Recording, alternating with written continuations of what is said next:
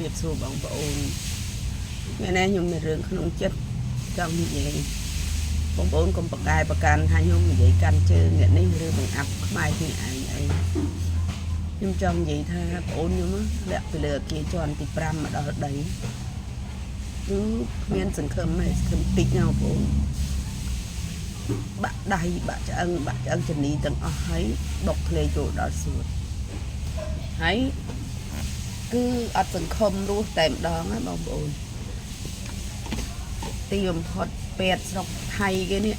គេអត់មានចាំថាយើងយកលុយទៅតម្កល់សិនបានគេមើលយើងណាបងប្អូនគឺគេមើលជំងឺយើងដល់រួចថាយើងបានមើលហើយដូចថាគេដាក់នេះឲ្យយើងហើយថាយើងព្រមវះកាត់ព្រះអីហើយគេមើលថៃយើងរួចបានគេកំណត់ឲ្យយើងថាត្រូវចាយលុយប៉ុណ្ណេះគេសួរយើងថាទៅរួចអត់យើងទៅរួចបងប្អូនអស់ម៉ានអស់ទៅឲ្យតាជាអញ្ចឹងណាបងប្អូនអញ្ចឹងក៏ព្រមមើលហើយគេក៏មើលឲ្យយើងរហូតទៅមិនក៏គេថែរក្សាយើងដែរបងប្អូនគេមានសុជីវធម៌សិលធម៌ត្រង់នឹងមួយដែលជាគេពេទ្យណាមិនដូចស្រុកយើងស្រួលចាំដល់មានលុយឲ្យគេបានគេមើលយើងក៏ថាបានឲ្យយើងទៅបង់លុយបង់កាក់សិនតែស្រុកគេអត់ទាន់ទេបងប្អូនគេមើលថែយើងសិនឲ្យរួចផុតពីអាដែលគេហៅថាវិក្រិតណាគេហៅថាឲ្យរួចពីអាដែលគ្រោះអន្តរាយនឹងសិនណាគេមើលយើងសិនមើលរួចហើយគេថែយើងដិតដល់បំផុតបងប្អូនរហូតដល់បងប្អូនខ្ញុំបានរួចផុតអំពីកន្លែងថាគ្រោះអន្តរាយខ្លាំងនឹងហើយគឺគេមើលថែយើងរួចទៅបានដល់ពេលដាក់ដែកដៃអោបដៃគេដាក់ដែកដៃឲ្យយើងទៀតអស់លុយប៉ុណ្ណេះគេចាយយើងមកទៀតបងប្អូនហើយយើងត្រូវយកលុយទៅចាយគេប៉ុណ្ណេះ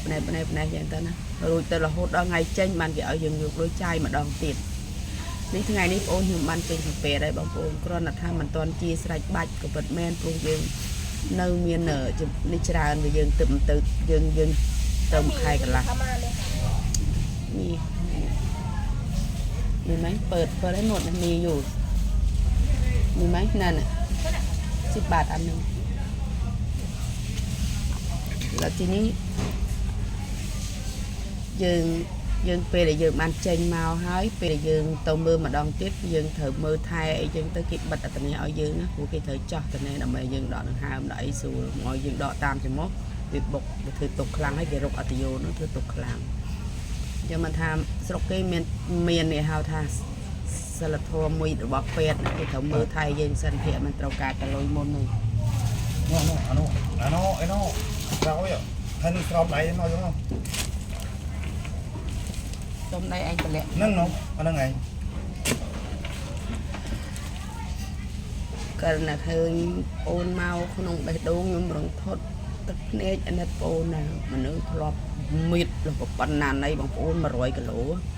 ធ្លាក់ពីលើជាន់ទី5មកណាបងប្អូនទឹកដោះម្ដាយថ្លៃហើយ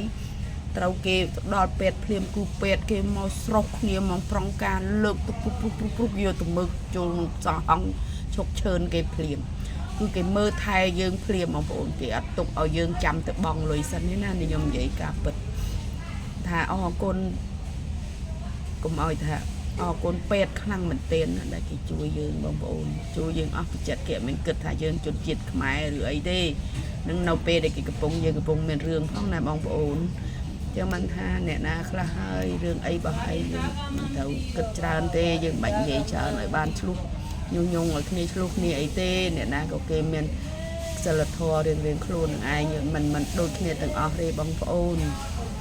ចិត្តអ្នកដែលគេមានមេត្តាធម៌នឹងត្រូវតែមានគេអ្នកស្រឡាញ់ភាពត្រឹមត្រូវគេមើលថែយើងណាបងប្អូននិយាយមែនណាកុំឲ្យតែនៅក្នុងពេទ្យនេះតែជាអត់សង្ឃឹមទេ